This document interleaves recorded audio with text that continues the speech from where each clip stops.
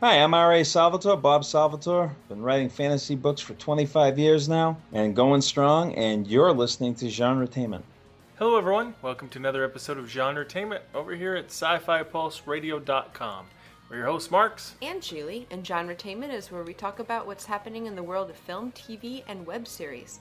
We give you interviews with writers, directors, producers, and actors in both independent and not-so-independent creations. And for today's show, we chat with New York Times bestselling science fiction and fantasy author Simon R. Green. Yeah, we learn how he started writing some of my favorite book series, like the Deathstalker series, Secret History series, Forest Kingdom series, and more. He's got tons of series. Yeah, I hear he's written a few books in his time. He also gives some writing tips, tells us what he has coming up, and he also fills us in on his new movie and gives us some fun stories. And we had a great time chatting with him, and we really can't wait to share the interview. Now, you may have noticed that we have slowed down on our release of new episodes. No, I hadn't noticed. Part of that is my upcoming book coming out in October. It's called Television on the Wild Wild Web and How to Blaze Your Own Trail. You can actually pre-order it now on Amazon. Yes. Okay, cool. And as you may have guessed, it's about how to create your own web series. It's packed with, my own experiences, research I've done, and the many interviews I've done either on my own or with this very podcast you're listening to with many, many web series creators. Yes. It's kind of consumed my life for a few months now. Yes. Consumed our lives for quite some time. But very excited to finally have it finished. Look forward to sharing it. But enough of that. Let's get back to what our interview's coming up. Yes, but first, we would like to mention that the music you heard at the beginning of the show was a snippet from the theme song for our web series, one of his experiences he was talking about, our web series, Reality on Demand. It is a song composed and performed by our friend T. Sean Hardy. Now you can find our web series at realityondemandseries.com. And now it's time to chat with Simon R. Green.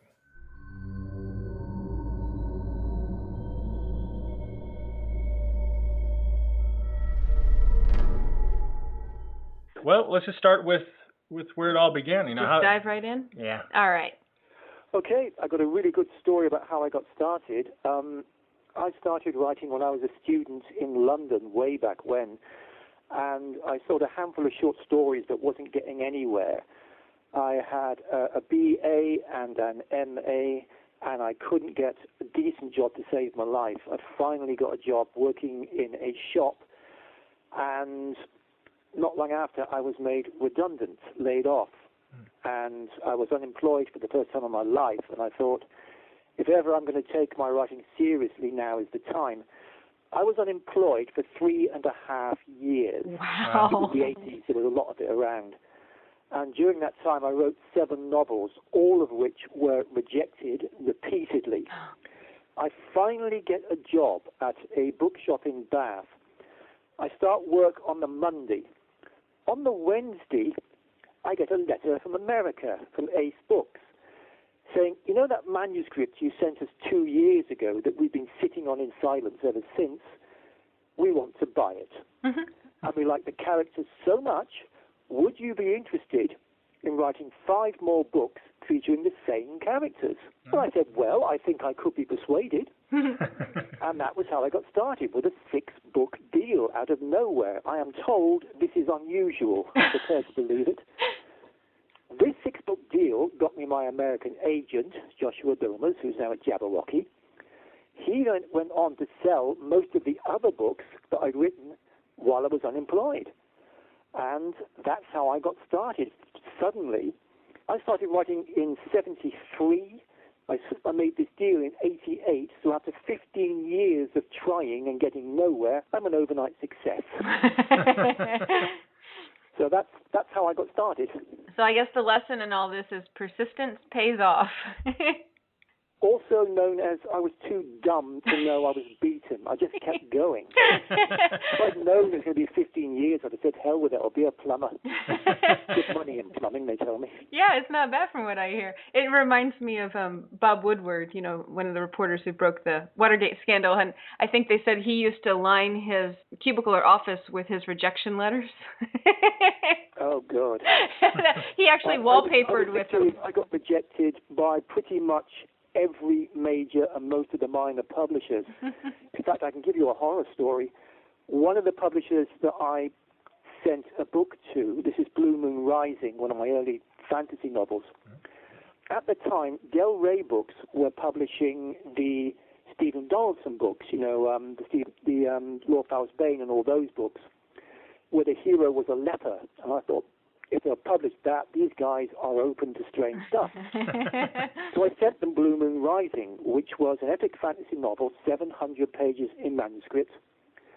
And the editor wrote back saying, we love this, but we have a cutoff line for new authors of 400 pages. Oh, wow. If you're cut 300 pages, we'll publish this. Oh. Now, they're not saying it will be a better novel. They're just saying it's an automatic cutoff point. Mm-hmm. So I said, well, why don't we just cut the book in two, volume 1, volume 2? And they said, no, we only buy one book from an unknown author. Now, I was desperate for that first sale, but I had to say, you know, this would ruin the book. So I said, no, send the manuscript back. And they did. This book later sold to Rock completely uncut and was my first bestseller. Okay? It was a dish best savored cold. It sounds like it. So how does one get that sort of, fortitude to keep going in the face of all of that rejection? Or is it just you were too stubborn to give up? Or is there any tips that you might give them? That. You always think it's the next book. The next book will do it. That'll be the one that gets me going. But an awful lot of it, I have to say, back then I was reading all the magazines. I was reading Amazing, Fantastic, Galaxy, Asimov's Analog, FNSF. And I'm reading the stories and saying, you know what? A lot of this is shit. My shit is better than this shit. Why aren't they buying my shit? I just refused to be beaten as long as they were publishing this really awful stuff.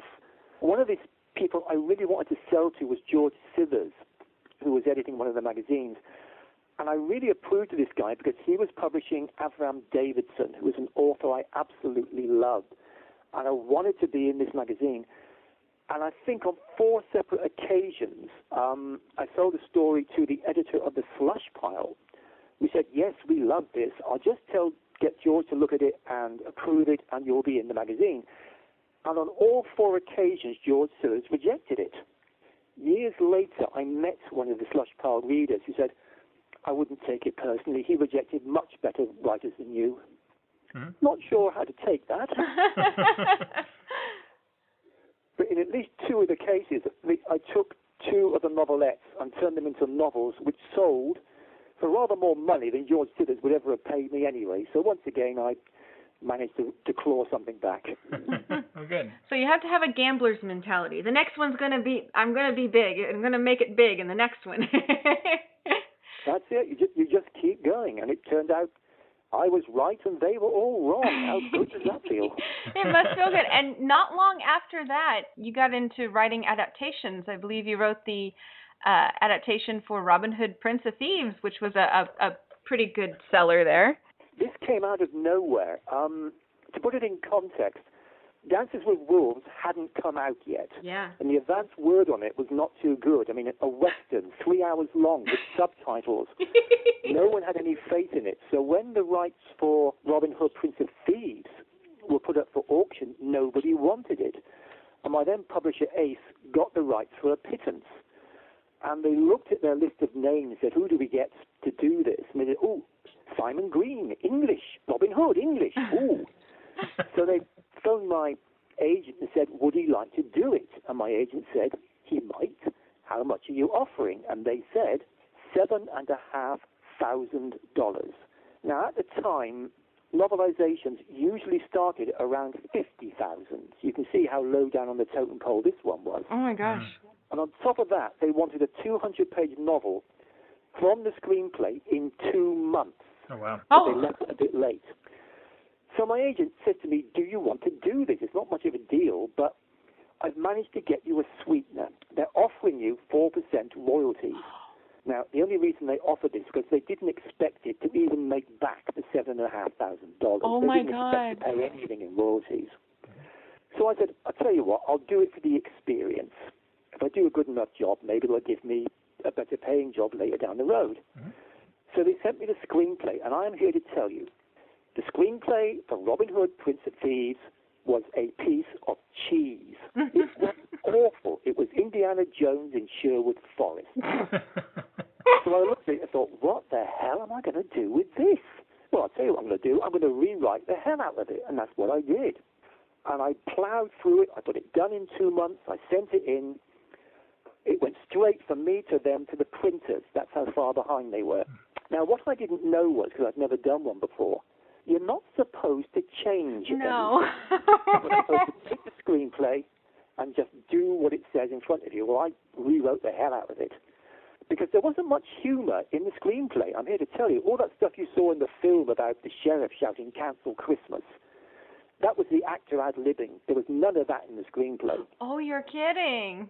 And it's also, they only shot about half of the screenplay. If they'd shot the whole thing, it would have been 4 hours long.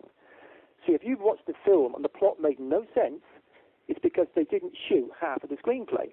Oh, my God. If you want to know what's actually going on, read my adaptation, because it's all in there. But a couple of things that caught me were the historical howlers in the script. There's a bit where Robin and his Arab chum turn up at the White Cliffs of Dover, and Robin says, "Tonight we'll dine with my father in Nottingham."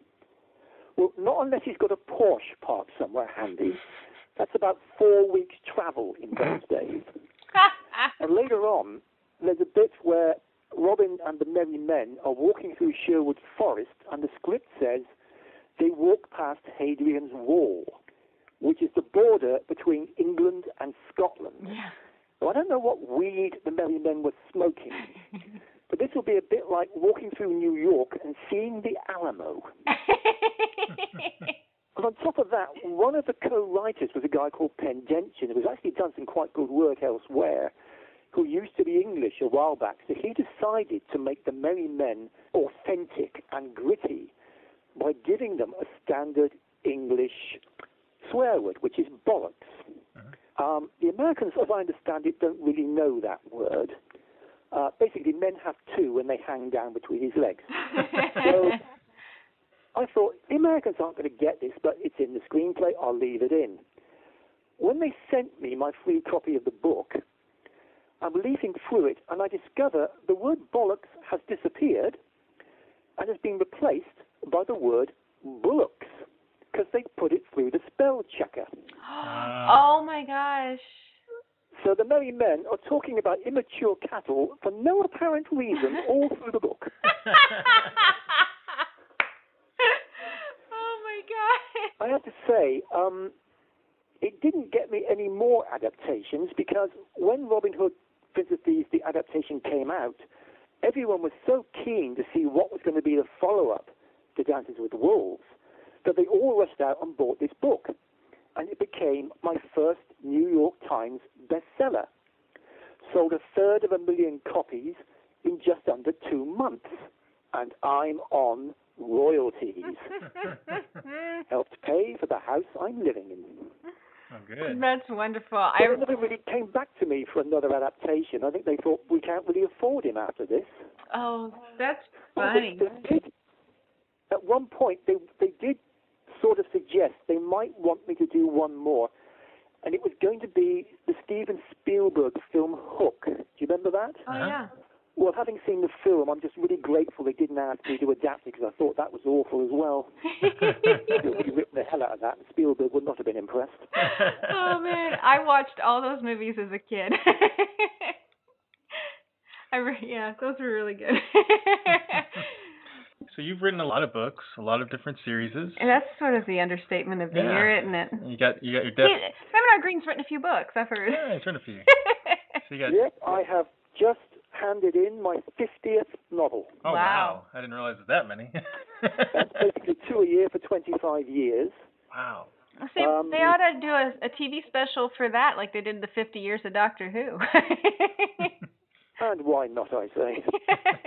You have quite a few series, many of which, like, I really love. Well, I like them all, but I love Deathstalker quite a bit. Yeah. That one kind of grew on me. it was supposed to be 3 500-page novels, which became 5 700-page novels because the damn thing, basically, characters just kept coming in and taking over. And I killed them off as fast as I could, you probably noticed, but they kept going. And famously, in the middle of the third book, Deathstalker War, I stopped everything dead so that I could write a 200-page chapter, which was essentially the Muppets starring in Apocalypse Now, which I did just because I wanted to. And there's no better reason. Famously, when I got to the end of the second book, I left the plot thread hanging open and completely forgot about it in book 3. So in book 4, I had to go back and actually do a flashback chapter to catch up on the bit I'd forgotten to do, which shows it was getting a little bit out of hand. But I got to the end of the 5th book. Spoiler alert, the main character dies at the end. Now, this should not have been a surprise. I put a prophecy in the first book saying he was going to die. I repeated the prophecy in the 3rd book saying, no, really, honestly, he's going to die. And then in book 5, he dies. And I was getting almost death threats from people saying, you've killed my favorite character. How could you? Guys. You weren't paying attention. From the beginning, you knew this was going to happen. But I got to the end of the 5th book. I've done 5 700-page novels. I think that's it. I'm Deathstalkered out. I am done. I go to a convention. My editor at the time was there, and she sits me down for a breakfast meeting because American editors, they are fiends for the breakfast meeting, and I am not a breakfast person. She is sitting there with a full fry-up in front of her. I'm sitting there with a black coffee. And she says, right, we want more Deathstalker books. I said, he's dead. In fact, most of them are dead. They don't care. They sold. We want more. Okay. Deathstalker, the next generation. You're fine. Thank you. I said, right. So I did 3 more. And that was it. That was 8 Deathstalker books and what should have been a trilogy. Now, I keep threatening. I'm going to go back and do at least 1 more book because I've got some threads that are left open. But some of the Deathstalker characters have appeared in my other series. I mean, in the Secret History books, one of the Deathstalker characters ends up there. Mm-hmm. And there are mentions of Owen Deathstalker in the Nightside as well. So never say never.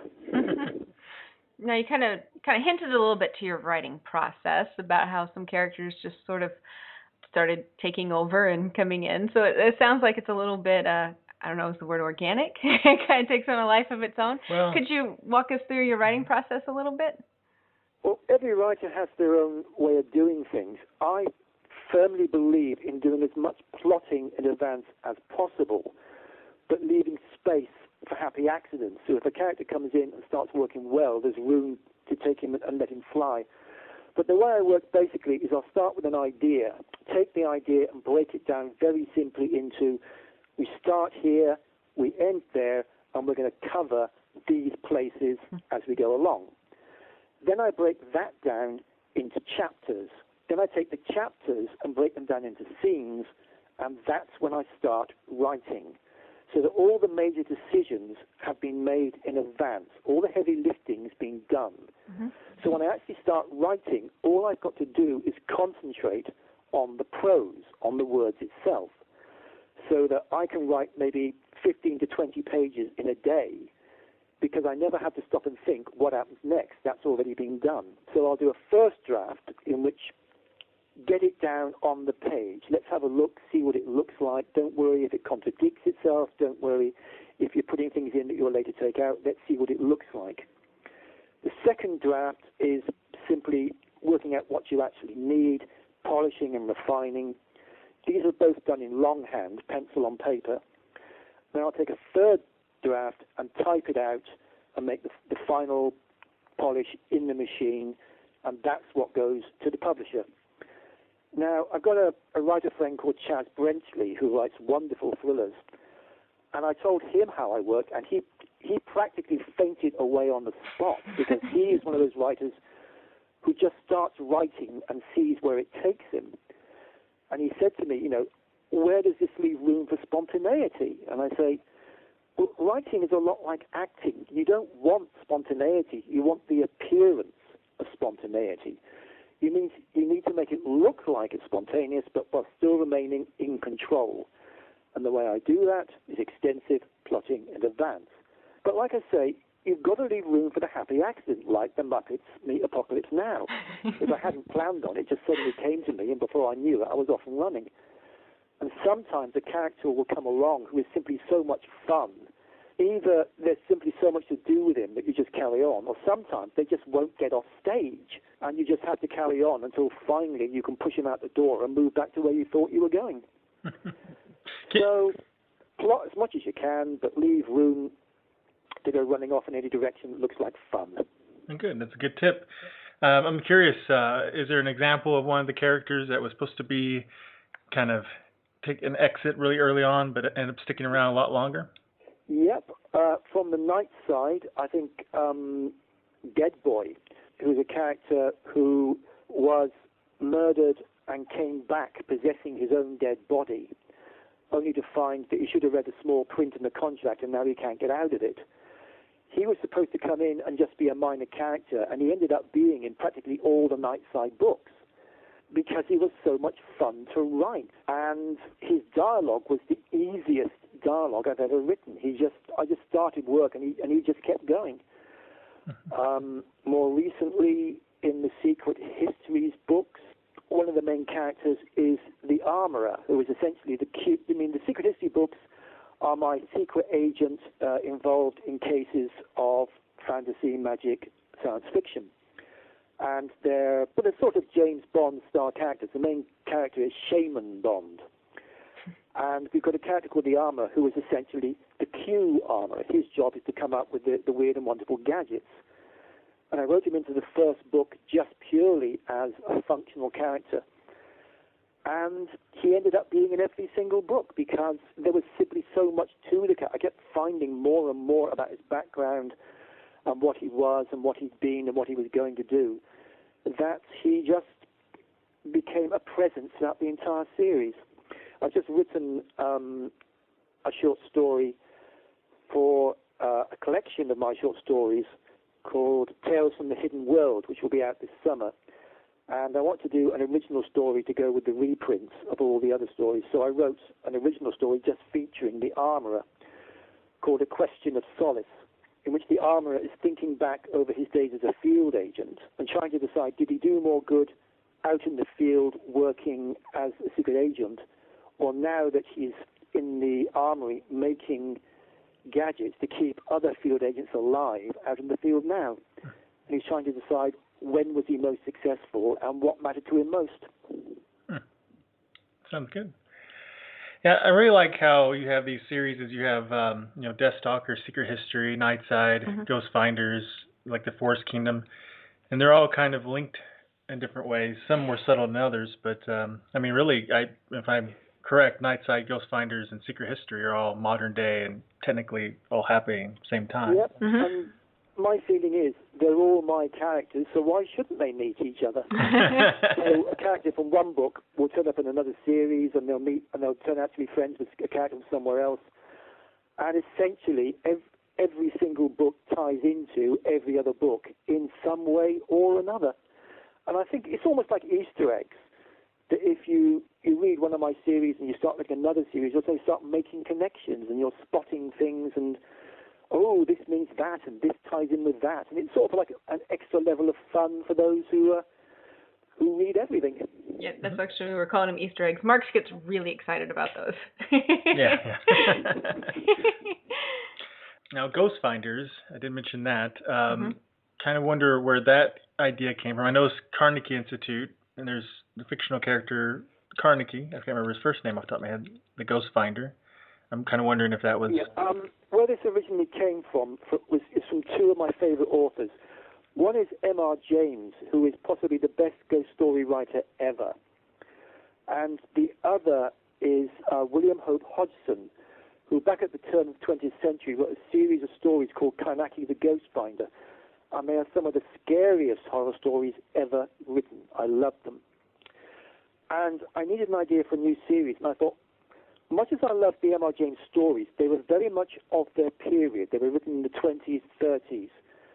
And I thought a lot of ghost stories tends to be set in the past. Let's do traditional ghost stories, but set them in the modern day. And so I started with the first book, A Ghost of a Chance, and it was about a haunting in the London Underground, down in the tube system. Mm-hmm. And I carried on from there. Let's see, there's 4 books so far in the series. I've handed in the 5th. I'll be writing the 6th by the end of the year. And that'll be the end of the series, because it was only ever meant to be a fairly short arc of 6 books.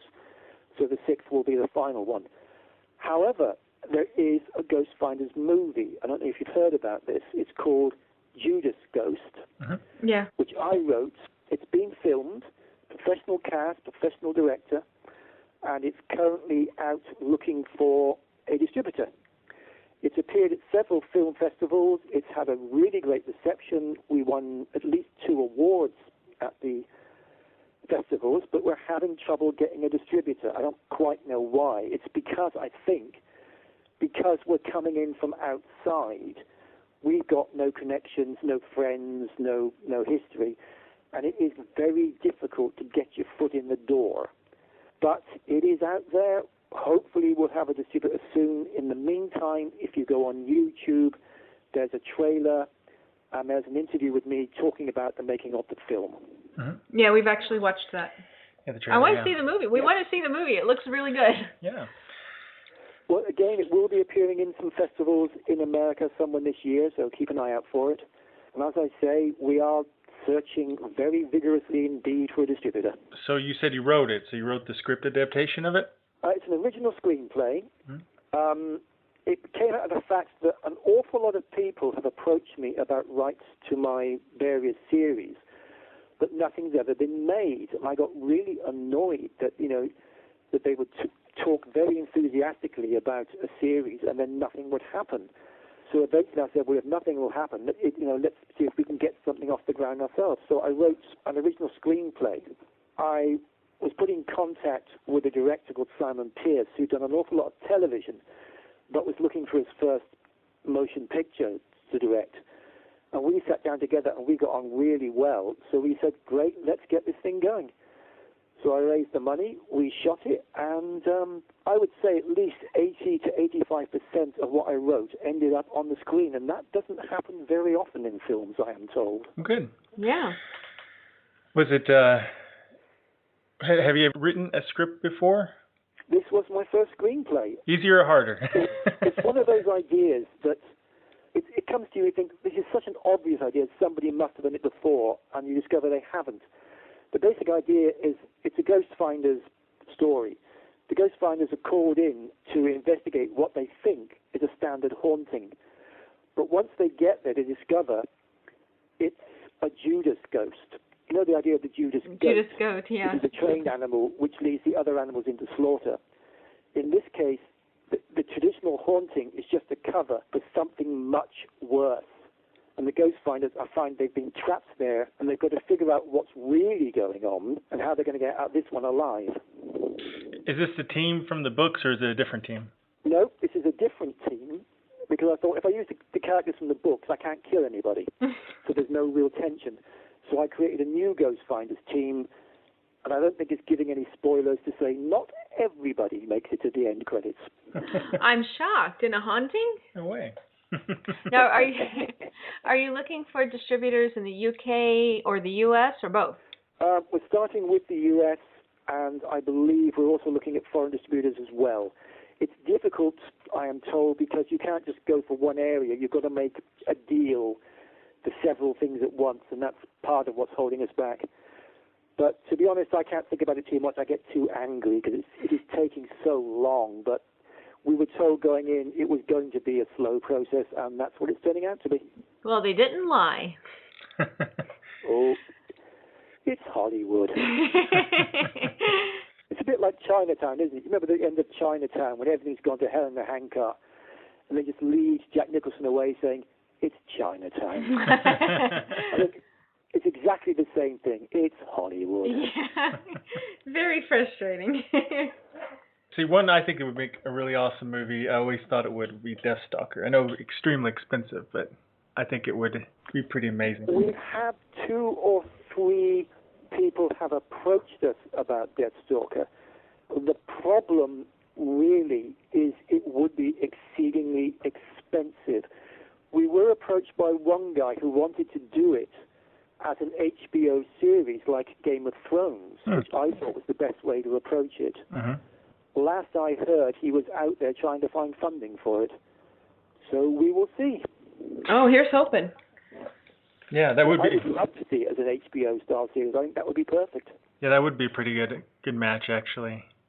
It would be like a sci-fi Game of Thrones. Talking of Game of Thrones, I've got a book out at the moment, which is Once in a Blue Moon, which is the 3rd in the Blue Moon series.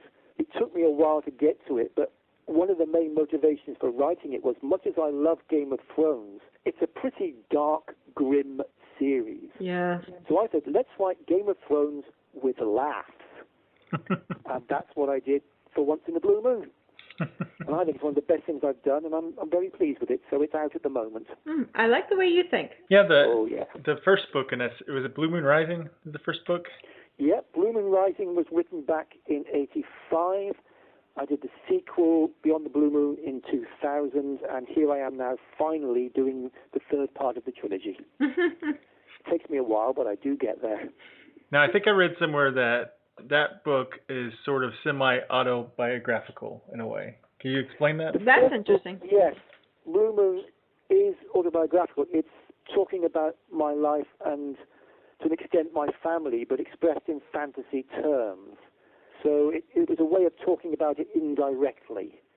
But yeah, it's certainly, there's an awful lot of my life, my emotional background, my family background, provided the basic material for Blue Moon Rising. And also in the second book, featured a talking dog called Chappie.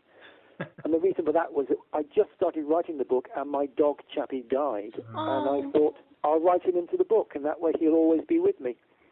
And I made him a talking dog, and he was just as rude and opinionated as I always knew he would be. I love that.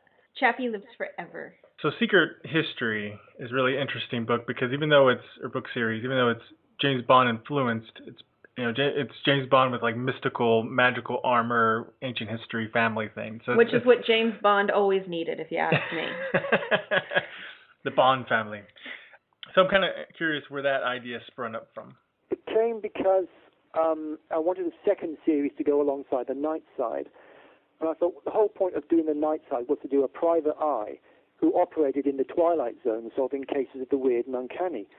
I thought, well, the private eye is one of the great iconic characters in 20th century fiction.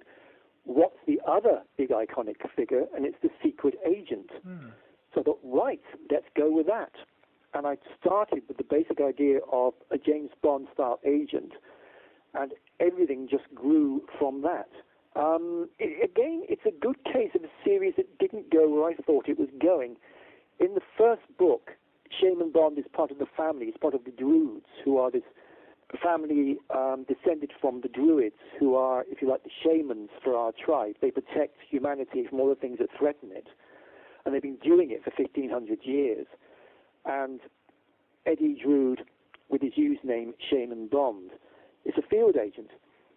And he discovers suddenly that the family isn't what he thinks it is. They turn on him, and he's declared a rogue, and suddenly his own family is trying to kill him. The only people he can turn to for help are the people who used to be his enemies, and that's when he finds out the truth about his family. So he comes back and takes over and takes control of the family, and I thought that's where we were going. But it quickly became clear that he was rubbish at being the head of the family. He was an excellent field agent, but he was no good running it. So I had him step down and go back to being a field agent and working to improve his family from within the family, which made actually for a much more interesting series. It's a good example that the books ended up going in a direction I hadn't originally expected them to go. Leaving room for happy accidents. Oh, yeah. All right, so you said Ghostfinders 6 which will be in the works soon, is the last one of that series. Yep. Or so he says now. Or so you say now. I'm waiting for Deathstalker Ghostfinders. In 20 years, he's going to go, I decided to do another one. I have this horrid feeling that at some point I'll be in some old folks' home in my 80s writing Deathstalker Zimmer frame. The nurse will pass by and say, oh, look, he thinks he's writing. But you'll be happy. Exactly. I have absolutely no intention of ever retiring. They just find me slumped dead over my word processor someday, and hopefully just before I get around to telling you who the murderer is. Well, I think that's the key to a long, happy life is don't do something just so you can retire. Find something you love to do. Yeah. This is what I love to do. I've always wanted to be a writer. It's what to be fair, I have to say it's not what I started out doing. I started out as a professional actor back in the day, and I was doing theatre work, some television, one film, and I got hit with glandular fever, what you call mono, and I had it on and off for 11 years, from 77 to 88, and it absolutely ruined my acting career because I couldn't, if you're an actor, you've got to be prepared to go anywhere, and I couldn't do that anymore. Yeah. So I stopped being a professional actor, and I moved sideways into writing, and discovered that I enjoyed that immensely, and I've been doing that ever since. But I've been doing acting on the side all these years. I've been appearing in open-air Shakespeare's for almost 30 years now. Oh, that's very interesting. Great. What is it then that's the crossover? Because obviously acting appealed to you a great deal, and then writing certainly has.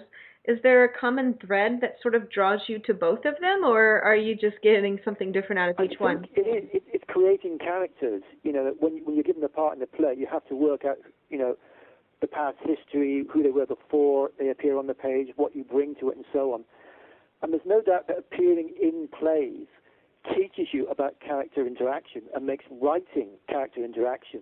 You learn more about how they work together, what works, what doesn't work, the little telling details. The two feed each other, there's no doubt about it. Yeah, I've often thought if you're going to write screenplays, you should certainly try your hand at just learn some acting, because if you're going to be giving directions to people on stage or on the screen, you should probably know firsthand what it is you're asking. You need to learn the important rules, such as learn the furniture and don't walk into the lines. Yeah.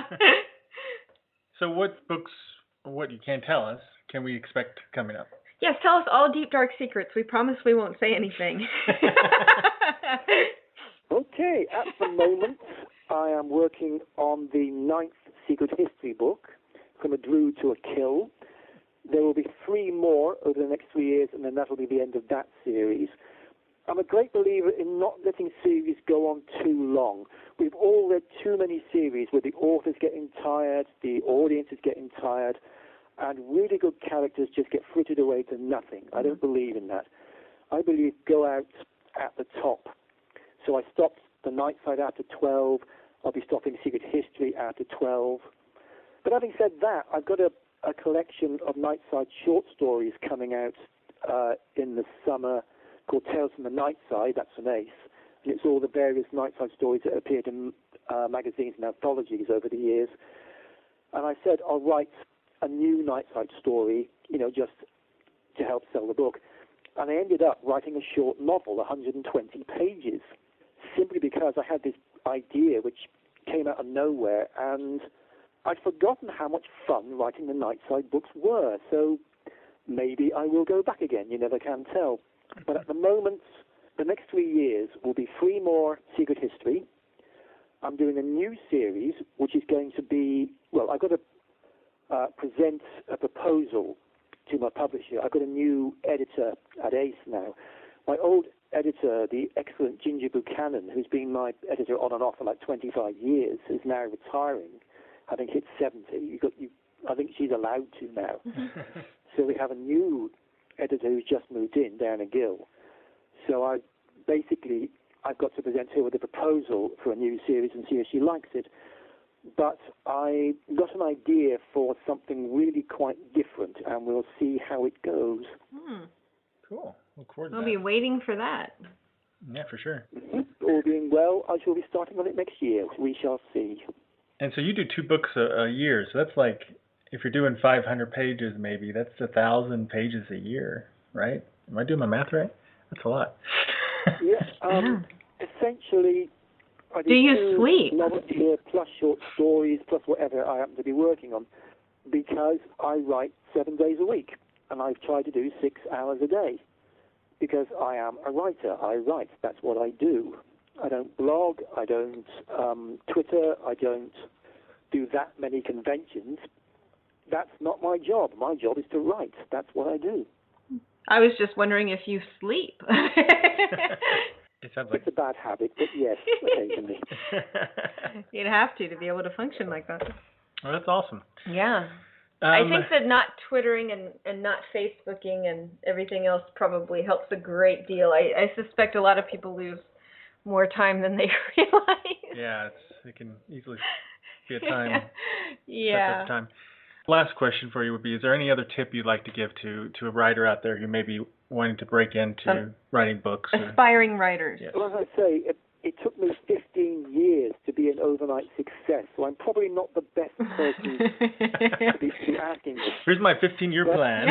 But he has staying power. I So always say, writing is, if you're going to be a writer, write. Sit down, put your ass on the chair, put words on the paper, do it every day. Finish what you start, rewrite what you finish, send it out to a publisher, move on to the next thing. If you're going to be a writer, you've got to be serious. You've got to put in the words. That's really it. If you're serious, work.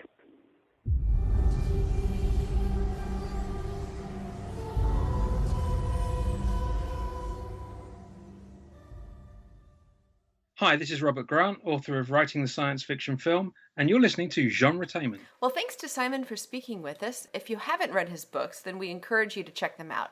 Now, if you like fast-paced action books with sci-fi or magic, plus with humor in the mix, then he just may be the author for you.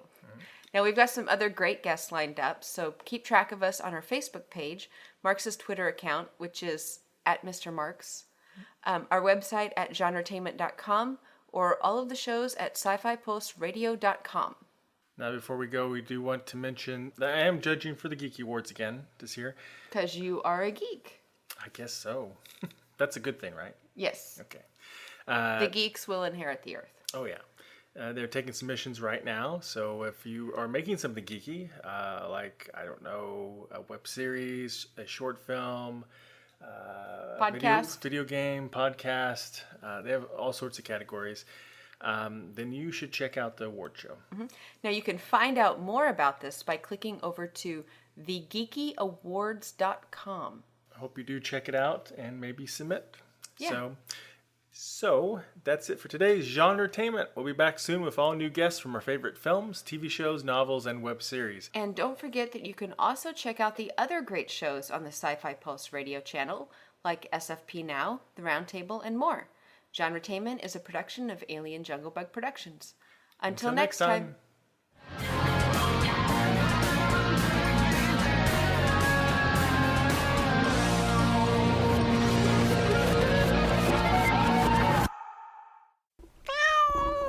Bad monkey.